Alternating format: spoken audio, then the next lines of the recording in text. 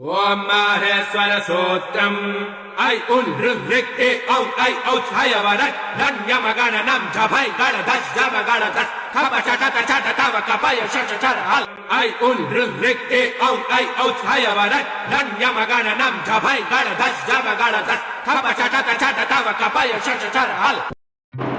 Hello future doctor, आज हम इस वीडियो में संस्कृत के बहुत इंपॉर्टेंट और बेसिक टॉपिक को समझने वाले हैं। माहेश्वर सूत्र। सबसे बड़ी समस्या आती है कि माहेश्वर सूत्र को याद करना बड़ा मुश्किल होता है। इस वीडियो में हम समझेंगे माहेश्वर सूत्र को याद करने का कौन सा आसान तरीका है और कैसे इन्हें याद रखा जाए। माहेश्वर सूत्र की संख्या 14 होती है। सबसे पहले हम माहेश्वर सूत्र की बात करें तो इसका नाम माहेश्वर सूत्र इसलिए है क्योंकि यह भगवान शिव के डमरू से निकला है, इसलिए इसका नाम माहेश्वर सूत्र है और इसे शिव सूत्र और पाणिनि सूत्र भी कहा जाता है। महर्षि पाणिनि ने भगवान शिव की तपस्या की थी और उनकी तपस्या से प्रसन्न होकर भगवान शिव ने अपने डमरू को बजाया और उसी डमरू से 14 ध्वनि प्राप्त हुई, तो पाणिनि मुनि ने इन्हीं ध्वनियों का नाम माहेश्वर सूत्र रख दिया। इनसे ही संस्कृत के प्रत्याहार बनाए जाते हैं जिन पर संस्कृत का पूरा व्याकरण आधारित है।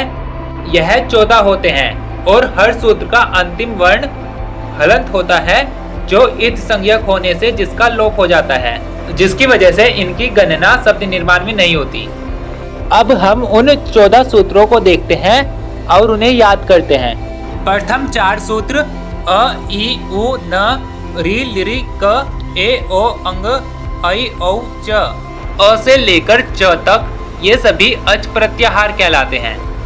अच प्रत्याहार में सभी स्वर आते हैं। इन सभी सूत्र में अंतिम हलंत वर्ण इत संज्ञक होता है, इसलिए हम उनकी गणना नहीं करते। अच प्रत्याहार में 9 स्वर होते हैं। अ ई उ री री ए ओ ऐ औ। प्रथम 4 सूत्र को आप ऐसे याद रख सकते हैं कि प्रथम 4 सूत्र में सिर्फ स्वर आते हैं। आगे बढ़ने से पहले हम व्यंजन के बारे में समझते हैं। व्यंजन को हल भी कहा जाता है। इनकी कुल संख्या 33 होती है और यह 3 भागों में विभाजित है: सूक्ष्म व्यंजन, अंतस्थ व्यंजन और ऊष्म व्यंजन। सूक्ष्म व्यंजन में क वर्ग से प वर्ग तक सभी वर्ण आते हैं और इनकी कुल संख्या 25 होती है। अंतस्थ व्यंजन 4 होते हैं: य व र ल।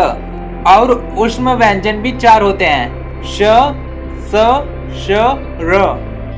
5वें से लेकर 14वें सूत्र तक सभी हल यानी व्यंजन आते हैं।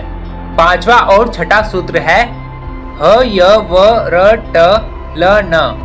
इनको याद रखने की ट्रिक है, इन 2 सूत्रों में सभी अंतस्थ व्यंजन यानी य व र ल आते हैं। अगला सूत्र है यम गण नम। अगर आप क से प वर्ग तक सभी अंतिम वर्ण को देखेंगे यानी पंचम वर्ण को देखेंगे तो आपको पता चलेगा इस सूत्र में केवल पंचम वर्ण आते हैं। इन्हें हम पंचमाक्षर भी बोलते हैं। 7वें सूत्र को याद रखने की ट्रिक है, इसमें पंचमाक्षर आते हैं। अगले सूत्र है झ भ अय घ ढ ध श। 8वें और 9वें सूत्र में सभी चौथे वर्ण यानी च वर्ग का चौथा वर्ण, प वर्ग का चौथा वर्ण, क वर्ग का चौथा वर्ण, ट वर्ग का और त वर्ग का चौथा वर्ण, यह सभी आते हैं। अगला सूत्र है ज ब ग ड द श।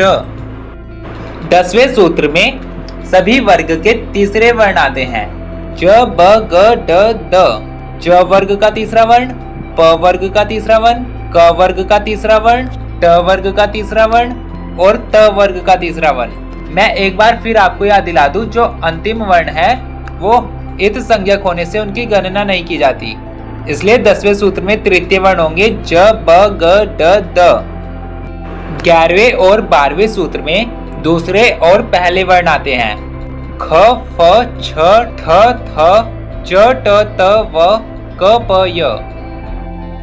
इसमें पहले क वर्ग का दूसरा वर्ण आता है, फिर प वर्ग का, च वर्ग का, ट वर्ग का और त वर्ग का, फिर च ट त क प अपने वर्ग के पहले वर्ण आते हैं।